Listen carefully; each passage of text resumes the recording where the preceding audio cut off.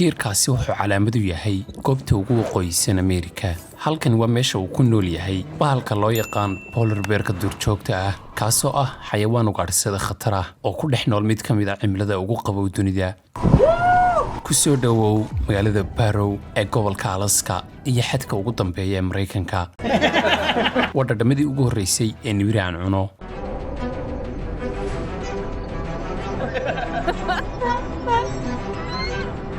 -22.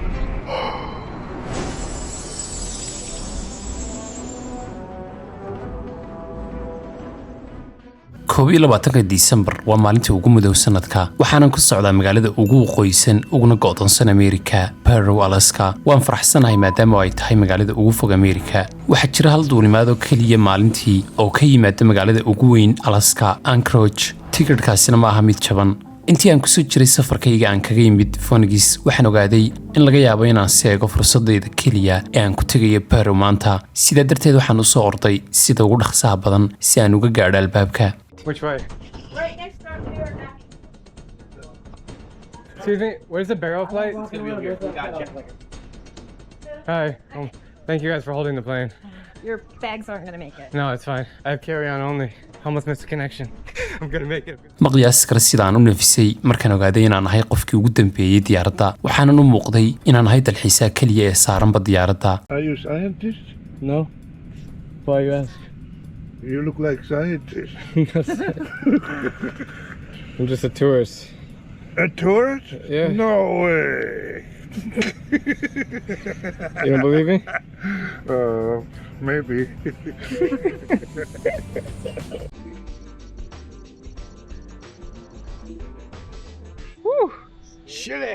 waan soo gaadhay Barrow waa 3 galabnimo. hadda aad bay u mudowdahay. Yes, sir. What's up, bro? How's it going? kani waa Ace. wuxuu ku dhashay oo ku barbaaray Barrow. wuxuuna ii soo bandhigay inuu isoo wareejiyo dhowr maalmood. Oh, you got a nice truck. Sweet. Oh, shoot. I just ate shit. Oh yeah, it's gonna be slick. Yeah, I came from Phoenix. We don't follow the ice in Phoenix, bro. Ow, that hurt my ass.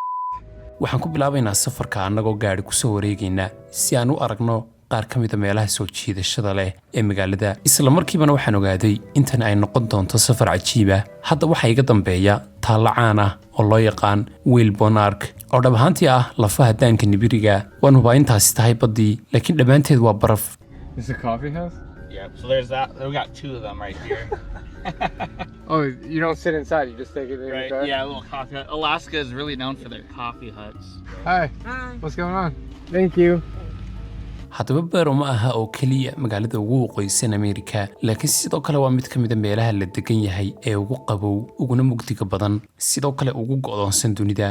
inta lagu jiro bilaha qaboobaha sida hadda, waxaa dhif ah in heerkulku kor uga kaco -25 digrii. gebi ahaanna waa mugdi bannaanku 30 maalmood oo isku xiga. runtii waxaan jeclahay inaan ku raaxaysto daqiiqadaha qorrax soo baxa ama qorrax dhaca, sababtoo ah caadiyan waxaa lagu arkaa halkan waqtigiiba mar. waxaan ula jeedaa inta lagu jiro guga iyo dayrta way jiraan qorrax soo bax iyo qorrax dhac, laakiin xilliga qaboobaha ma arkaysid qorrax soo bax, sababtoo ah weligeed sooma baxdo. marka xagaagana weligeed ma arkaysid qorrax dhac, sababtoo ah ma dhaafto cidhifka, way wareegtaa uun. waa wax la yaab leh markaad aragto qorrax soo bax aad gurigiina joogto iminka aad uguma faraxdid, laakiin haddaad ku nooshahay halkan Barrow waxaa jira waqtiyo aad u yar sanadka oo dhan oo aad arkayso qorraxda taasoo soo baxaysa ama dhacaysa. waa wax la yaab leh runtii. goobta ay ku taalla Barrow aad bay u fog tahay. hadda waxaan dhab ahaan uga dhowahay magaalada Tokyo marka loo eego New York City. waa la yaab. waxaan is leeyahay markaan bannaanka joogo hadda siday halkani ku tahay Mareykanka, waxaan moodaabay inaan dal shisheeye joogo. aad bay u qabowdahay. magaaladani aad bay u yar tahay markaad dhex socoto. waxaad arkaysaa Wells Fargo iyo Ace stop signs-ka Mareykanka, kadibna waxaabad is leedahay halkani ma Ameerika. waa dareen la yaab leh. Are you guys like proud Americans here? Or Kind of. like mixed feelings? Right. I mean, it's kind of our own country Yeah. out here. You It know. feels like your own country. Yeah. I mean, there's obviously like economical benefits of being part of the U.S. Right. Of course. So that's kind of nice. You know, I mean, we still like 4th of July is always a big thing. Even nice. here, we'll have 4th of July games. Oh, cool. Stuff like that. sidoo kale waxay leedahay dhowr supermarket, saldhig boolis, isbitaal, high school. Got good memories from there? Oh yeah, yeah. a college iyo ilaa 5 hodheel oo ku yaala magaaladan yar ee 4,500 qof ku nool yihiin. halkani waa bartamaha magaalada, waxa ku yaala Wells Fargo, waxa ku yaala saldhigga booliiska. kanina waa dhismaha shirkad local ah. waxaan taaganahay bartamaha magaalada Barrow. magaaladani sida ay u go'doonsan tahay darteed ma jiraan wadooyin isku xidha magaalada iyo qaybaha kale ee gobolka. The busiest time for the only paved road here in town. But you wouldn't even know it's paved because Right, it's all literally covered in ice. maraakiibtu kuma soo xidhan karaan halkan, sababtuna waa barafka sanadka oo dhan. qaybka kaliya ee dadku halkan ku heli karaan cuntada, alaabta caafimaadka iyo waxa ay Amazon ka dalbadaan waa diyaaradda. airportkani hadduuna jirin, dadku waxay u dhiman lahaayeen bagaajo. waxaasoo dhan marka laga tago, dadka Barrow ayaa ah kuwa meeshan ka dhigaya mid aad u cajiiba oo special ah. waxaa loo yaqaanaa Inubiat. Thank you. siduu dhaqankoodu uga duwan yahay dadka kale ee artiga adduunka, ilaa hadda waxaan ka helay inay yihiin dad aad u kaftan badan oo wanaagsan. mar walba way kula kaftamayaan, waxayna aad ugu faanayaan inay yihiin Inubiat. You could have put $1 billion in front of me and told me that we're going to send you to an urban city and you can't come back and do what you do. I mean, I'd live here broke and have a full freezer full of food and be the richest guy in the world with not a dollar in my account than living in a city with $1 billion. You couldn't convince me to move. in ka badan 1,500 oo sano, dadka Barrow waxay ku soo noolaayeen nibiriga, polar bearka iyo farasbadeedka. inkastoo laga yaabo inaad wax yar la yaabto oo aad ka xanaaqdo markaad maqasho, laakiin iskamay ugaadhsanayn. waxay u ugaadhsan jireen si ay u noolaadaan. You know, it was a way of life, right? You had to do it to survive, regardless, right? You got to go out and get food. You know, tomorrow's not promised. hubkan iyo qorigan weli waa la isticmaalaa maanta. weli waxaan isticmaalnaa isla teknolojiyadaas.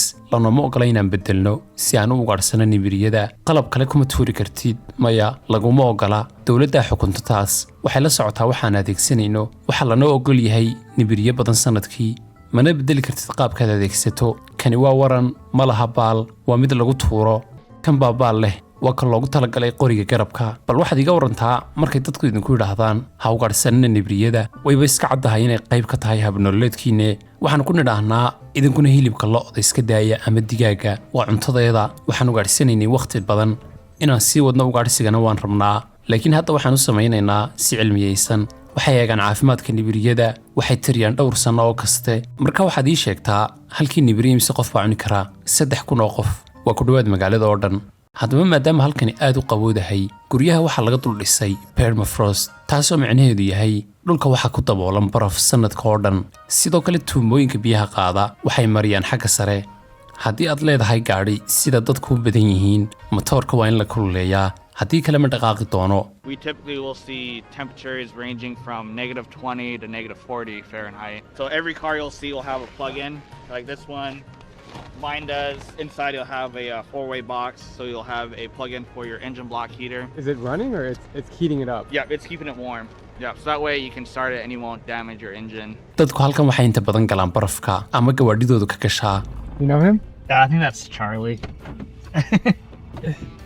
Yeah, I got stuck. Can you pull me out? Yeah, actually I was holding back after lunch. I slid past the stop sign and went straight into this.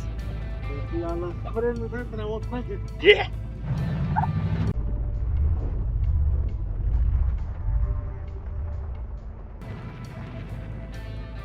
Thank you. Yeah. That was funny. Does that happen a lot? Oh yeah. waxaan hadda soo galay hoteelkayga.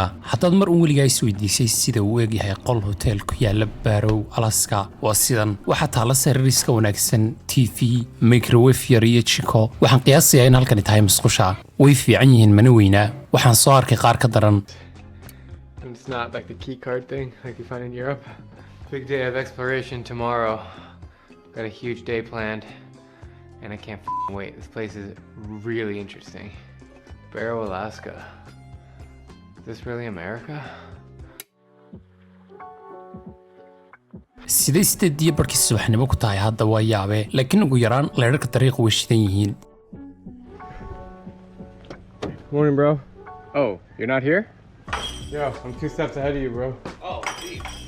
I've been shooting outside for like 10 minutes. I can't feel my fingers. Yeah. Is that right? How's it going? I'm an idiot. I didn't put gloves on. I Oh was no. just running around for the last 10 minutes. si aan u aragno waxa meesha ka jira, waxaan soo istaagnay kaalinta shidaalka keliya ee Barrow si aan taangiga u buuxsano.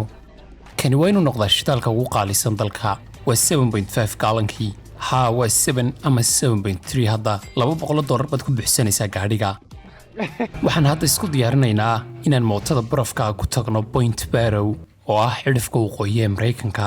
What are some tips you suggest if I'm getting chased by a bear? Trip the one in front of you. Let's say be faster. Yeah. Trip the one in front of you. Are they faster than the machine?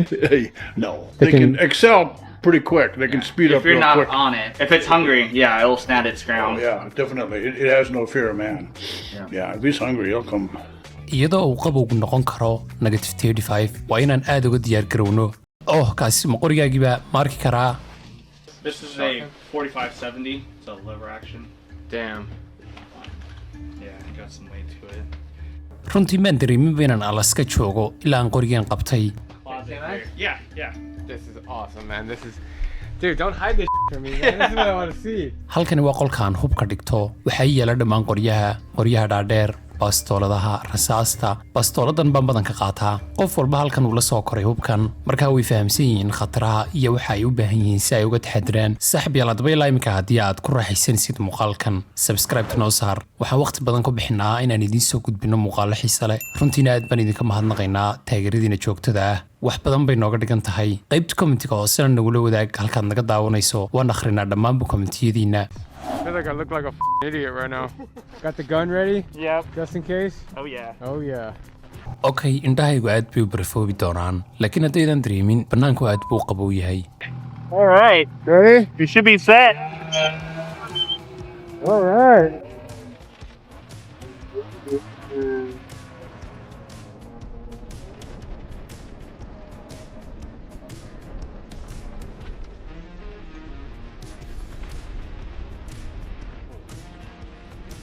waa baraf saaxiibayaal ma dareemaya gacmahayga ama lugahaygaba xataa ma ogin kamaradani shaqaynaysa hadda waxa qariyay baraf mana fiicna xayawaankii polar bearka ilaa hadda maanu arag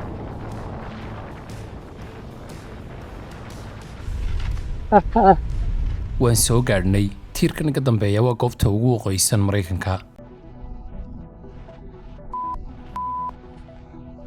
tani waa daqiiqado qurux badan waa inaan taabtaa halow hooyo waan ogahay inaad Arizona oo diiran joogta hadda eeg meesha aan joogo.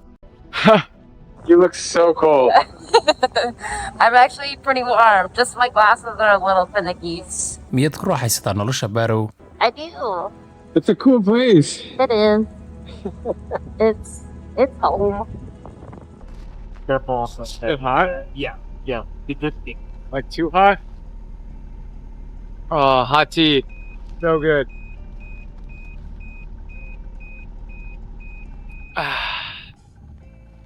This just turned off. Is that a bad thing? qabowga daran iyo dhaxanta darteed kamaradayda iyo mootadeeda barafku way shaqayn waayeen waa heerka uu gaarsiisan yahay qabowga bannaanku weliba bannaanka wax ka badan 30 daqiiqo baan joogin waa inaan meeshan degdeg uga baxnaa waayo halkan sii joogisteeda iyadoo aanad mootada wadan waxay la micno tahay dhimasho. Yeah. Is everything okay? Well, this one does not want to restart. I guess that would happen in the cold. So we better get the out of here before that one. So that one will be fine. So what I'm gonna have to do is leave it here, and then after this, I'll go get a sled from my dad's house, pull this onto that sled, and then head back. nasiib wanaag waxaan la joogay dadka deegaanka oo si fiican u yaqaana sida loogu safro xaaladahan oo kale ay saabihii ayaana soo gaadhay markiiba aniga uu isoo qaaday halka ay soo dib ugu noqday si uu u soo bedelo mootooyinka. $14,000 machine. Oh, really? Yeah. Cadillac, man. Cadillac. Do you think Ace will be all right? You better be. You guys gonna go back out there and wait for him. What do they say? You can't fix stupid? sidee tahay saaxiib waa wax dhibaataa baa ku haysataa maya tani way fiicnayd hadda waa 2:50 duhurnimo waana mugdi aan dib ugu soo laabanno waxa dhab ahaan Barrow ka dhigaya mid gaar ah taas oo ah dadka asalka dhaqanka Nubiyaadka ee halkan aad buu qurux badan yahay waxayna soo xasuusisay waqtigan ku soo qaatay magaalooyinka kale ee Artiga ee Greenland iyo Siberia waana la yaab bay isku eeg yihiin inkastoo dadku intooda badan weli u yaqaanaan magaaladan Barrow laakiin magaca asalka waxa dhab ahaan loogu dhawaaqaa sidan Kutaalo? Yeah. magaca waxa loo aqoonsaday magaca rasmiga ah 2016 tani waxay muujinaysaa sida dadka asalka ah ay hoggaanka ugu hayaan marka ay timaado ilaalinta dhaqanka iyo luqadda sidee u dhahdaan waad mahadsan tahay Koyanakpak. Thank you very much. sidee baa loogu dhawaaqaa erayga halkan ku qoran matooshkan kugu qabtay ma akhrin kartid miyaatan haa wax badan kama akhrin karo ma awoodo inaad si sax ah ugu dhawaaqo anigu sidan baan u akhrin lahaa Kiksikraski kunig inuagzvinmunun. qaab kale oo ay dadka Inubiatku ugu dabaaldegaan dhaqankoodu waa farshaxanka taatooga qabiilada waxaana ugu muhiimsan 3 xariiq oo toosan oo ka soo bilaabma dibinta hoose ilaa garhka Our word is kakinik. It's traditional tattoo. So when you go to the lower 48 and you have that tattoo, what kind of things do people say? noloshu halkan aad bay uga duwan tahay ta dhulweynaha kale ama sida ay ugu yeedhaan the lower 48 ama 48 hoose waxaan la yaabanahay sida ay dadku waqti ugu qaataan magaalo aan lahayn moolal waaweyn goobo tiyaatar filimada laga daawado gaar ahaan markay mugdi tahay bannaanka 24 saacadood 7 maalmoodba xilliga qaboobaha waxaan soo galnay meeshan cuntada ee yar maxaa la yidhaa halkan Negavik put. Nigavik what? Negavik put. Nigavik put. Yep. If you can say that 5 times fast. And it's very much a diner. This beef is definitely imported. Yeah. waxaan u malaynayaa maadaama oo wax la qabta aanay jirin halkan cuntadan unbaa la iska cunaa balse cuntadu halkan ma aha mid jaban waxaan soo eegi doonaa qiimaha yaab kale ee aan ku arki karno supermarketyada Barrow Alaska supermarketka halkani wuxuu eeg yahay kii xaafadeeda ee Arizona waxa taala alaab isku mid ah 12 Dr. Peppers for $15. hal Gertrude waa $7 dukaankii noo dhawaa wuxuu ka ahaa $1.99 Is that unheard of for you? Yeah. $32 for some pizza. I just spotted coconuts. Ace, can I tell you something funny right now? So in a month, I'm going to be in the Philippines, and this coconut will be 20 cents. Oh my god, I can believe that. I believe that. 20 cents in the Philippines, and here I am in Alaska, and this is $10.99. So when people ask you, like, how do you not get bored? You know what's funny? Actually, we just bought 2 board games today. That makes sense now. Yeah, man.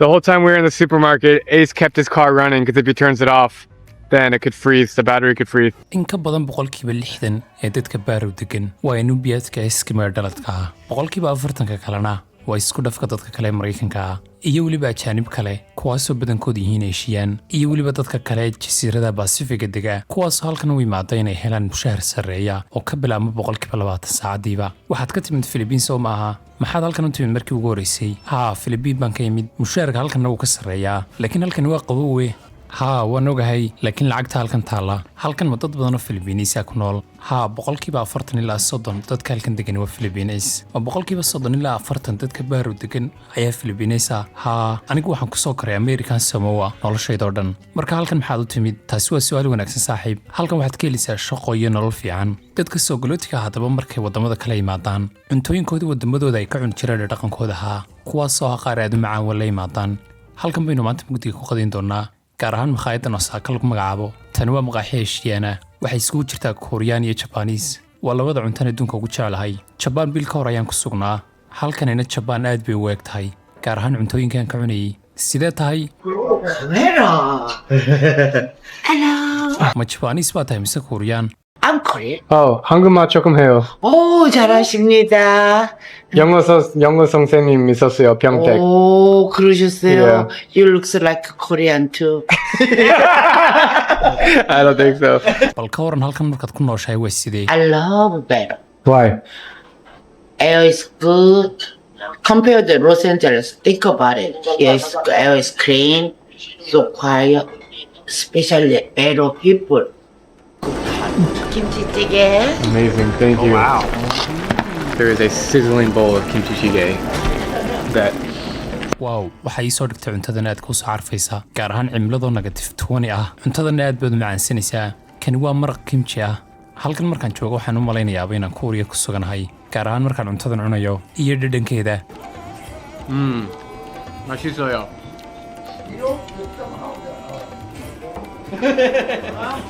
taasina waxay ahayd cunto aad u wanaagsan oo aad u la yaab leh runtiina waxay ahayd maqaaxiya Kuuriyaanka ee ugu wanaagsan aan ku arkay meel ka baxsan Kuuriya inta kadib haddaba waxaan dib ugu soo laabanay bannaanka iyo weliba dhaxanta qabow waxaanan isku dayay inaan soo arko mid ka mid ah waxyaabaha ay ugu jira liiskayga bucket listiga kaasoo aan in badan raadinayay inaan arko waa waxa loo yaqaano Northern Lightska ilaa iminkana waxaan ugu dhawaa inaan lightskan arko markii aan tegay Siberia ninkaan wada soconay Cumar isagu daaqada diyaaradda ayuu ka arkay lightskan ma u malaynaysaa inaan weliga arkay lightskan may runtii way ugu adag tahay inaan rumaysto dabcan annagu halkani waa halkaan ku kornay maalin walba waan aragnaa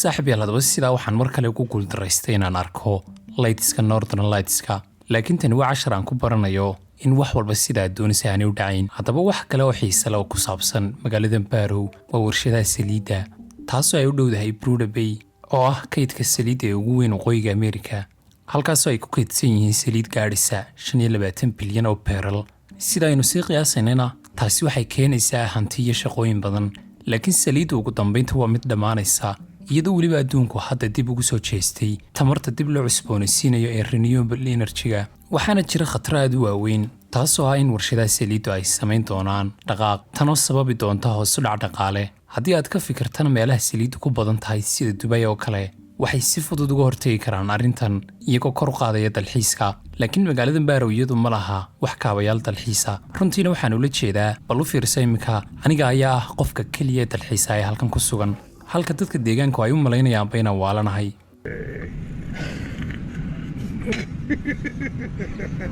okay haddaba iminka waa waqti aynu cuni lahayn cunto kale oo badan laakiin ma aha cunto iska caadiya waa hilibka nibiriga kaasoo aan xiisaynayay inaan cuno tan iyo markii aan wax ka bartay Ice family-giisuna waxay si naxariis leh ugu marti qaadeen gurigooda Hi, how are you? Hi. I'm Drew. I'm Carly. Pleasure to meet you.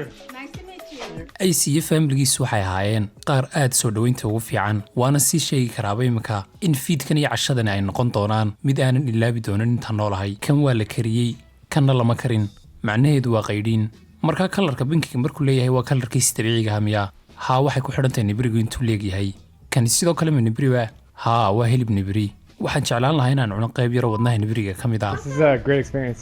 We love to A little chunk of heart That's from a the heart? whale. Whale heart. Yes, you're gonna. waxaad ii sheegtaa nibiriga wadnihiisu intee buu leegyahay waa qiyaastii 300 iyo xoogaa pound tusaale ahaan haddii nibiri dherarkiisu yahay 40 fuud wadnihiisu waa ilaa 250 pound runtii wadnahood aad buu weyn yahay adigu taa maad ogtahay haa runtii anaaba jarjara wadnihiisa Delicious.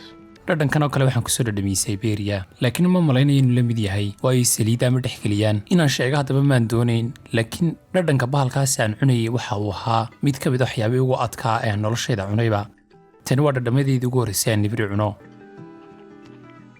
Chewy. dhanka kale haddaba hilibka nibirigu aad buu macaanaa Yes. Not that extreme taste. No, because you didn't put salt on it. Pretty good. waa nibiri wadnihiisa aad buu uga duwan yahay dhadhankiisu hilibkiisa kan waa mid kaloo qaydhiin kani waa wixii ugu darnaa ee isjijiidanayaan afkayga geliyanta noolaa haddaba intaa kadib Ice waxa uu aabihii kaga xaraabisanayay maadaama uu yahay qofkii ugu weynaa ee uu arko noloshiisa ee jecel jalaatada ama ice creamka sidaa darteed waad sii qiyaasi kartaaba waxaan cuni doonno cuntada kadib Not my favorite brand, but different brands. Yeah, that's not gonna fit too well on your ice cream rack here. aniga waad qiyaasi kartaa inaan ahay qof cuna in ka badan intii loo baahnaa jalaatada ama ice creamka waxaanad ka arki kartaa calooshayda Thanks for dinner, man. you bet. I owe you. Buy me a beer.